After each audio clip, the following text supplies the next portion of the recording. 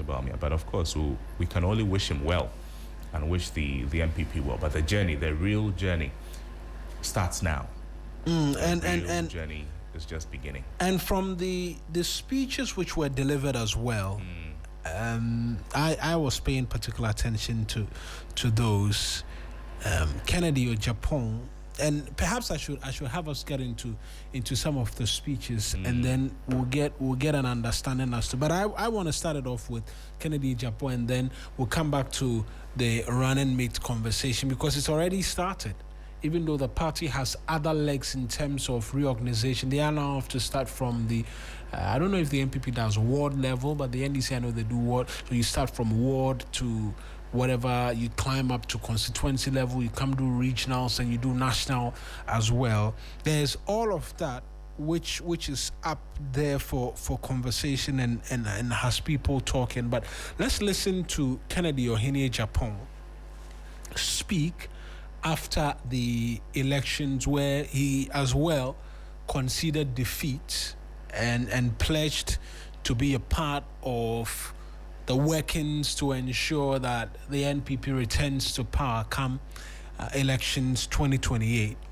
Just have a slight little problem of this machine not wanting to respond. But I want us to listen to him first, because when I was listening to him Saturday night, I put down just a brief part of what it is that he said, that views must be respected, irrespective of who has won. The part that interests me is the part he says that God will take care of you. You understand? And this was not what he told his supporters at his headquarters. Right, okay. So that was what he told his supporters. I didn't quite follow up on that. But when he mounted the podium to speak, he asked that views be respected as they go on into elections 2028, and depending on where you stand and what meaning it is that you want to understand it differently. You understand it differently. You can understand it differently. Absolutely. Views must be respected. It's either the views of the people who may not support you with the decisions you want to take. Respect those views as well. And then maybe views must be respected as in, to we the backbenchers, now let us respect the views of the people who speak for us. Yeah, it could go either ways, in truth and in all fairness. And so it could mean any of the two that you are alluding to. But I think we can listen to him now. No, what's this fresh challenge that we are having to encounter this morning? But before he spoke, after the declaration and everything, when he was addressing his supporters, I think I loved that speech. He said that God will take care of all of you. When somebody asked him that, you're Dutch in a essay, no, they don't worry, God will take care of you. Oh my goodness. So let's, I don't know. The former president Nana Adodankwa Akufo-Addo, the flagbearer elect Dr. Mahmoud Bawumia, all the aspirants present, party chairman, general secretary, minority leader, chairman, the Council of Elders, and NPP party. I stand before you to pledge my support, also to accept the results declared by EC.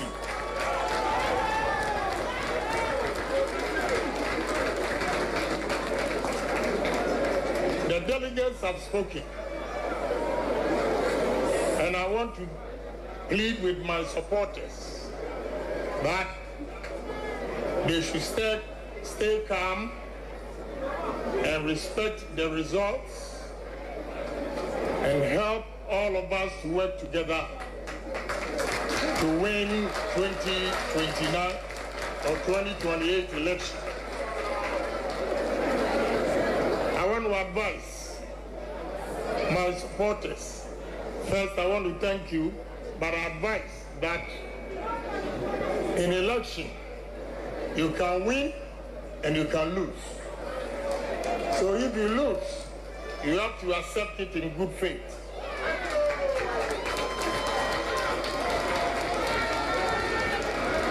So let's all of us throw our support to Dr. Mahmoud Bawumia, the flag bearer.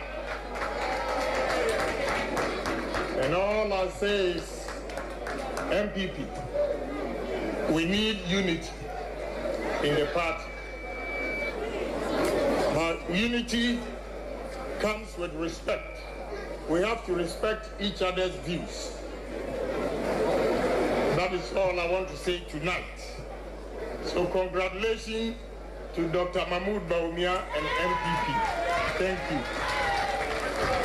Thank you too, Kennedy Ohini Agyapong, asking that views be respected even as they build towards unity as well as a party.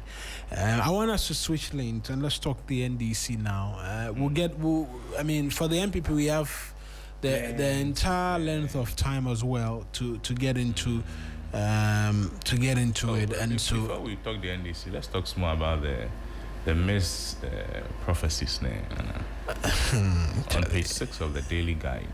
They took special interest in that, eh? I missed my prophecy going for counseling, El Bernard. That's on page 6. I'm just curious as to what counseling is, because I'm trying to understand what counseling would be when he says it's going for counseling. So in his apology, he acknowledged his mistake, saying, I stated that Honorable Kennedy Agyapong would win the primaries and become the flag bearer of the NPP. That word did not come to pass. I missed it. I was wrong. I'm deeply sorry, and I ask for your forgiveness. He says he's stepping back for a season to focus on reflection, prayer, and strengthening accountability in his prophetic ministry. He emphasized that he is not abandoning his calling on ministry, but rather seeking to realign himself in growth, integrity, and discernment. In the same spirit of responsibility, I've decided to step back for a season from public preaching, teaching, and pulpit ministry. This is a deliberate and voluntary step to allow for reflection, prayer, counsel, and strengthening for accountability in how prophetic revelations are received, interpreted, and communicated. So that is it. I think this has affected him greatly. It has. I feel bad for him. This has affected him greatly. To want to step aside, away from preaching and doing any other thing in terms of as a tough one. It is. I just want to understand what the counseling would be. Is it going to pray, ask? I think he's taking it too hard on himself. I think so. I mean, we've had even prophecies for general elections. Go somewhere, go way south. And these people, they come to church the next day. And then it's like it didn't happen. Yeah, you do have names of do you have names off the top of your head that you there are want plenty of them. In the 2024 elections, plenty people said the elections will go this way, they'll go that way. It did not happen. They are just moving on. I mean, the bottom line is they say they did not speak of their own accord. God told me to tell you that A will happen. If A did not happen, that's God has changed his mind. I was just saying what he has said. Well, that's just one of the conversations. Yeah. A bit two. The other end is about the need to. People are saying that it should be spoken to, it should be dealt with in a certain way. There's dealt with in what way? Ebonoa. People are likening this to Ebonoa, surprisingly. You know, Ebonoa was arrested. They say publication of. Is it publication of false news? False news, fear and panic and all of those things. They say that he should also. Somebody was asking, is there a punishment for false prophecies? I just think that, I mean, Prophet Bernard El Bernard, he's a good prophet. He's a good man. He should I can understand when he takes it hard on himself. Means he has high expectations of himself, and so would I mean for on a score like that, I will understand. But yeah, it's a tricky slope. It's a very tricky slope in terms of where this leaves him and the work that he's been doing or he's done up until this point, because he took this very seriously. He actually wrote a book all in relation to it almost every week, because almost every week people will insult him for that, and then he was responding to the insult, not with insults though, but with emphasis that he keeps getting more revelations, more visions about what appeared to be the victory for Kennedy Agyapong that did not happen. In fact, the day before the elections, he put on his Facebook that around jubilates, he sees the sound of victory and all of that. But I mean, it still didn't happen. But Prophet Bernard, I mean, forget everybody. You did. It is what you was done. Forget them. So I'm gonna do the NDC bit. The new publisher story is by Cephas Labi.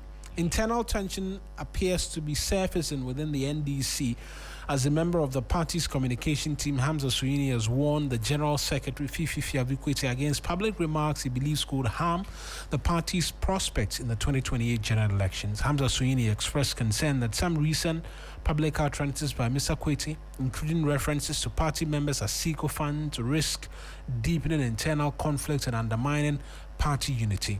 At a press conference last Thursday, Mr. Kwete announced that all 7 government appointees will be disqualified from contesting for party executive positions unless they resign from their posts.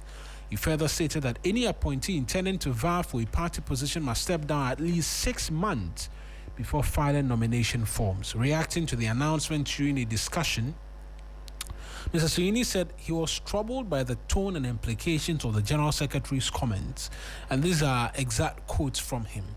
I am extremely worried that inasmuch as I respect his desire to have a working party, his utterances need to be measured in a way that does not in the future hurt the fortunes of the party. He said. He added that while Mr. Kwete is known for his firm stance in defending the principles of the NDC, party members equally have the right to express their views openly. I think that those of us who are also known to be publicly campaigning for him in conformity with those democratic principles are free to speak our minds on this matter. One of the principles I hold dear as a party member is never to be cowed into submission when it comes to my beliefs, Mr. Suini stated. He also referenced earlier remarks by the General Secretary, which he said could breed mistrust within both the party and government, citing a statement made by Mr. Kwete in Kumasi suggesting that some party members were lobbying to protect members of the NPP. Is there a different version of that story or of the cracks within the NDC? It's basically the same thing, that the NDC has been thrown into a fresh internal uncertainty following a controversial directive by its National Executive Committee barring 7 government appointees from contesting party executive positions unless they resign at least 6 months before filing the nominations. The directive communicated by the General Secretary targets a wide range of politically appointed officials currently serving under JDM's administration: ministers, deputy ministers, municipal chief executives, metropolitan chief executives, as well as chief executive officers, managing directors, and their deputies across state institutions. However, the next decision provides exemptions for board chairpersons and board members who are not considered full-time executive appointees and therefore are not subject to the resignation restriction. Party sources indicate that the directive introduced clear resignation deadlines for aspiring contestants within the 2026 internal election calendar. So there's a justification, but those remarks, along with other recent statements attributed to the General Secretary, have become a major source of discontent and confusion within the NDC. Hamza Suhini, a member of the party's communications team, cautioned Fifi Kwete to be more measured in his utterances, warning that such rhetoric could damage the party's cohesion and weaken its prospects ahead of the 2028 elections. He argued that while reforms and discipline is necessary, the language being used by the party's top leadership risks alienating influential stakeholders, particularly government appointees who remain central to the party's national mobilization strategy. So the essence of the conversation, of the messaging is still the same. His concerns were triggered by what he described as a parting of controversial messaging from the General Secretary in last week. So apart from the greed remarks tied to the resignation directive, Fifi Kweti also reportedly dismissed call for former President Mahama to seek an additional term. Yeah, that's when he described them as sycophants, right? Yeah, so they say he should watch his words. That's what they're saying. But in general, there's a comment about the prophecy and all that. I'll show it to you later on. That one we can't share. But good morning to Mr. Makafu, who is doing the listening, and to all of you as well who are tuned in this morning here on the 3FM Sunrise. You know, people have been talking, and like you said, you were seeing a lot of the conversations on Facebook. I was seeing a lot of the conversations on Twitter. Opinions are split. That look, this is not going to go well for the party. You can't let them leave government and come and contest, and it could affect the reset agenda. Then someone also comes and say, you can't look into a bottle with two. You can't look into two bottles with two eyeballs, and so you have to. Bottle with two eyes. So you have to choose. And right, you want to mention this man's name, Baba Jamal's name or something. You want to say good morning to him. Oh, good morning to Baba Jamal as well. He's High Commissioner, Ghana's High Commissioner to Nigeria. Yeah. And he wants to become MP. So he has to look into one bottle. They say that he's looking into one bottle. You know, that question was... This is different. I mean, he was not appointed by the NDC. Well, he will have to come down to contest. Once he doesn't resign, because I don't know if this directive affects... No, it does not. Him. I don't think it does. These are for the executive positions. Party executive position. It does not affect him. Yeah. He's fine. So he will be fine. But in general, that's the position. Because... And let's mention names. Because right now, inarguably... one of the best communicators the NDC has had in recent years in terms of the work that's been done for them in the lead up to the 2024 general election, Sami Jimfi, right? Yes. He is a national communications officer. Yes. He is the CEO of Gold Board. He's not coming back to the NDC as comms officer, is he? You and I do not know. Per this directive, he cannot come. No, it means if he wants to still be a national executive, you have to step aside, resign from the position of CEO of the Gold Board. Well, and so then there is George Opariado, he's a national youth organizer who's a Minister for Youth Development. Yes. There is Osman Ayarega, who's deputy youth organizer. Rashid Tanko Computer is a deputy director of elections. Yes. There is Ruth Delacedo, who is the National Service Authority boss. Malik Basintali, who is Deputy National Communications Officer, who is the YEA boss. There is Mustafa Gbande, who is a Deputy General Secretary at the presidency as well. And there is, if you go into the regions, the secretary of the NDC in the Ashanti region is a regional minister. The secretary in the Volta region is a regional minister.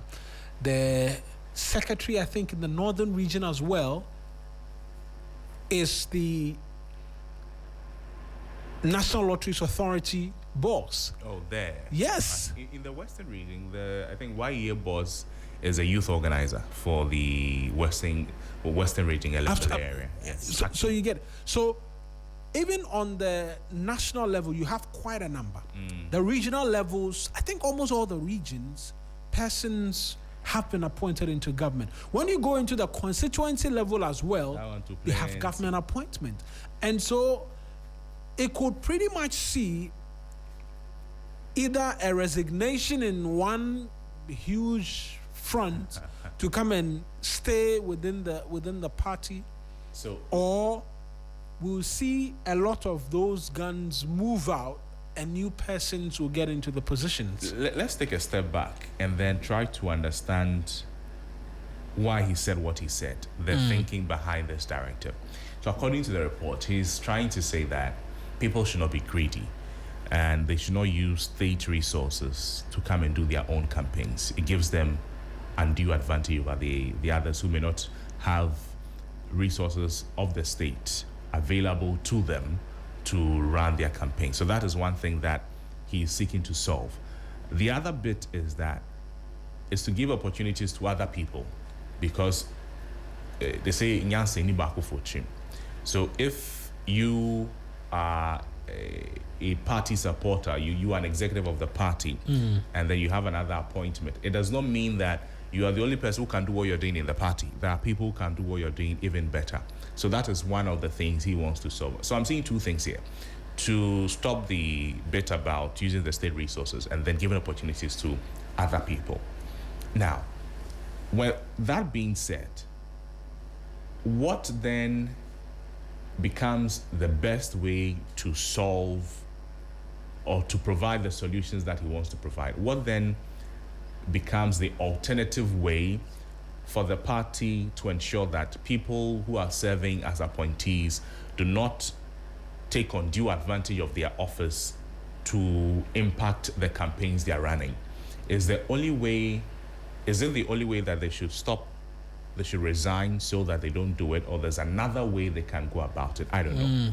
And then the second thing too is there another way to encourage people or to make the playing field very fair, that people who are not in government positions but can contribute to the party also come into the elections? I think these two are the main reasons why he issued that statement. But on the second point about persons coming in to contribute, one of the conversations have been that when they leave, then the party will lose very strong persons.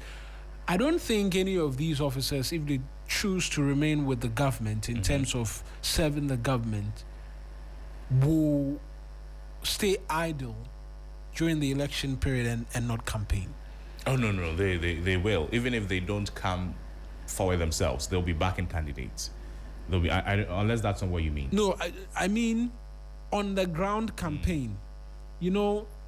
In 2024, what a lot of people did not know was that Giorgio Pareado was in almost every constituency. Yes. He was in every constituency, not almost every constituency. Yes. He was in every constituency as a matter of fact. Only NDC youth organizer. Exactly. So then they asked the question, can he do that again in 2028?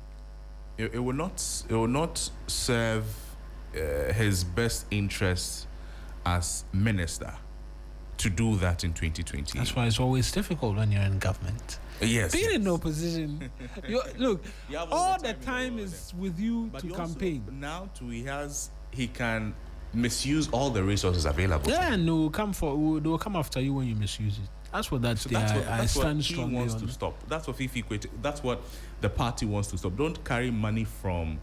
I'm just using a parade as an example. Yeah. Don't carry money from the youth ministry to come and do your personal campaign to still maintain your position as an executive in the NDC. That is what they are trying to stop. Maybe the communication bit, like people are saying, but I mean it's pure greed. You are eating some. Let somebody eat some. You say you don't like that. You have used the word greed. You're not greed, Marina. You are somebody. Goodness. You're an appointee. You're on government's payroll. You are chopping some. Yeah. But I want to still come and chop the party on some. Is it not greed? They say you should have used words. The person says he wants to work. He can work the two. You have an issue with him.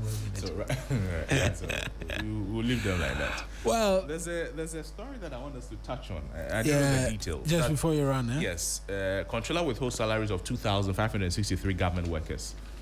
It's on page 3 of the paper. So, Controller and Accountant General's Department suspended the January salaries of the number of workers for their failure to participate in the mandatory nationwide headcount exercise. In a statement issued on Friday and signed by the head of public relations, the department confirmed that while the majority of staff on the national payroll had received their salaries, the payment for the affected individuals had been withheld. This action was taken based on a formal recommendation from the Auditor General. The headcount conducted across ministry, department, and agencies was designed to verify and clean the government payroll. Employees who did not take part in the verification exercise have now had their salaries suspended. It says that all affected personnel to immediately contact the Ghana Audit Service to verify their employment status and complete the required clearance protocols. Only upon completion of this process will their salaries be reinstated. The department reiterated its commitment to upholding the principles of transparency, accountability in public financial management, assuring the public of its dedication to ensuring timely and legitimate salary payments in line with existing laws and regulations. So if you're among the 2,563, they say that go to the Auditor General, go and let them count you. I know a colleague journalist who appears to be a part with GBC. I think Doreen. I saw her. She was not there when they were doing the head count. She said she was there. She's been counted, and yet the excuse being given to her is that she wasn't there when they were counting. You have to shout 1, 2, 1, 2, so they're passing by. All right. That's it. Yeah. A few more shout outs to a couple of individuals as well. Unfortunately, we had a bit of a challenge in being able to stream this morning. That is being rectified, and then we'll be back on stream. Let me say a good morning to Jonathan Otu and all of the staff at the UPSA clinic. I was there somewhere Friday on my mini rendezvous. in returning to work. Yes. So a huge good morning to them as well. And as always, very ardent listeners. Jean-Baptiste Hayeje, as a private legal practitioner as well, who listens to us very, very. It's an ardent listener, I must say as well. Nice. So we're appreciative of all of you, Corporal Mikado and a host of others who listen in every day, whether it be you, me, Johnny, whoever it is who's seated here. They're persons who are always tuned in. Yeah. And listening. This morning I've had some good news from Esnam Loretta, and I want to say special good morning to her, and that she makes good on her word. She's also an ardent listener. Fantastic. Yes, fantastic. Very fantastic. Yeah. I'll leave the questions for later. That's my colleague, Noble Crosby, and co-host here on the 3FM Sunrise. We'll get into your calls because I see the phone lines are buzzing already. 055, I didn't even mention numbers. What? 055-924-2717, 055-924-2717, as well as 055-691-0154, 055-691-0154.